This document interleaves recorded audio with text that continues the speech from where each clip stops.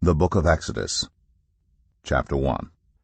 These are the names of the sons of Israel who went to Egypt with Jacob, each with his family: Reuben, Simeon, Levi, and Judah, Issachar, Zebulun, and Benjamin, Dan and Naphtali, Gad and Asher. The descendants of Jacob numbered 70 in all. Joseph was already in Egypt. Now Joseph and all his brothers and all that generation died. But the Israelites were exceedingly fruitful. They multiplied greatly, increased in numbers, and became so numerous that the land was filled with them. Then a new king, to whom Joseph meant nothing, came to power in Egypt.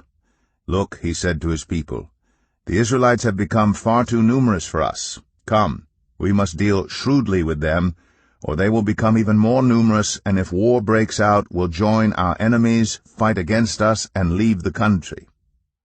So they put slave-masters over them to oppress them with forced labor, and they built Pithom and Ramses as store cities for Pharaoh. But the more they were oppressed, the more they multiplied and spread. So the Egyptians came to dread the Israelites and worked them ruthlessly. They made their lives bitter with harsh labor and brick and mortar, and with all kinds of work in the fields.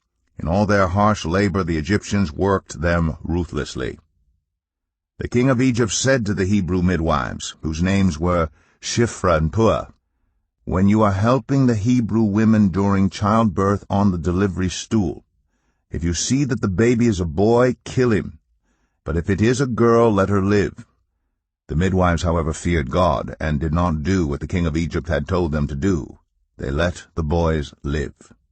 Then the king of Egypt summoned the midwives and asked them, "Why have you done this? Why have you let the boys live?" The midwives answered Pharaoh, "Hebrew women are not like Egyptian women. They are vigorous and give birth before the midwives arrive." So God was kind to the midwives, and the people increased and became even more numerous. And because the midwives feared God, he gave them families of their own. Then Pharaoh gave this order to all his people: "Every Hebrew boy that is born you must throw into the Nile, but let every girl live."